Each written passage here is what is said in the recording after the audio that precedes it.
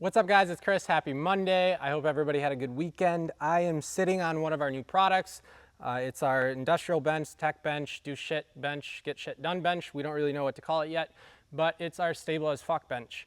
Man, good thing we don't monetize our channel. Uh, Anyways, some of you guys have seen like our first rendition of this, and let me hop off this and we'll go up and we'll kind of show you what we did. Our first edition V1, whatever, our prototype, it had extended range columns, and it wasn't as stable as we wanted it to be, so we switched to mid-range, so you lose a little bit of height range, but since by the way, I gotta get this off, but since we're considering this more of a workbench, you're usually gonna be working on it lower than you would as if it was a keyboard, because you're like working with tools on it.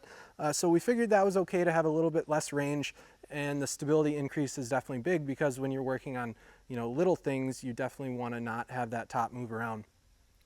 So we switched to mid-range columns, and then the first time we had one crossbar in the back and then one crossbar on the side, and it's kind of let the legs play at the bottom, and we didn't like that. It was kind of like on the uplift V4 leg or whatever they call it before they added the feet. The legs can kind of crab walk around, and so instead of using feet, because we kind of want a different look, we did 3 more additional crossbars. So there's 2 crossbars in the back, 2 on the sides, no feet. We like the look better, and I mean, this side to side, like I can get it to slide on the floor before it shakes, and like this, it's completely solid. It's not going to go anywhere. And then another thing we were kind of talking about is for like woodworkers, or if you want clamps or things like that, this is a 72-inch top, and what we would probably suggest is using the 60-inch version of this, because that would allow you to have like the legs right here and then have hangover space for like wood clamps, vices, all that jazz. Or you could center it and have a little bit of space on each side.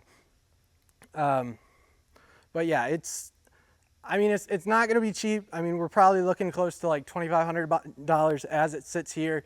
All these additional weldments and tubes and things that aren't standard, like off-the-shelf stuff from our manufacturer, is really what drives the cost, because like our manufacturer can produce, say, 1,600 columns a day of just your standard column.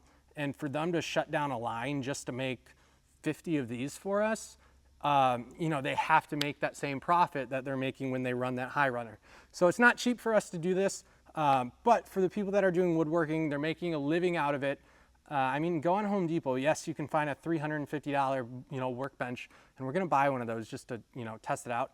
But you also see $3,500 workbenches from, I don't know the name of that brand, but they're not height adjustable, and I don't know the quality, so I can't speak of it, but people are already spending that kind of money, if not more, especially if their work justifies it because they're making money from it.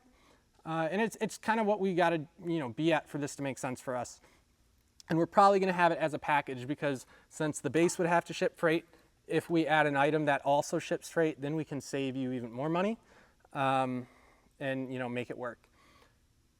But other than that, am I missing anything, Josh? Oh, switch. So this is our new standard programmable switch. We switched from the one that we were previously using. It's kind of got your matte finish, which is way better for especially dirty fingers and things like that. You're not going to leave any marks. You do have Bluetooth on this, so you can connect an app, and it's got the sedentary reminders, all that jazz. You got your 3 instead of, our old one had 4 though, right? Yeah, so you only have 3 presets, but in my opinion, a much nicer looking switch. I don't know anyone else that uses this switch in this configuration, where there's a lot of companies that use that other one. So this is our new standard programmable switch. We have been shipping it recently within the last couple weeks, so if you did order one, you kind of got it without us telling you. But it's much better in our opinion.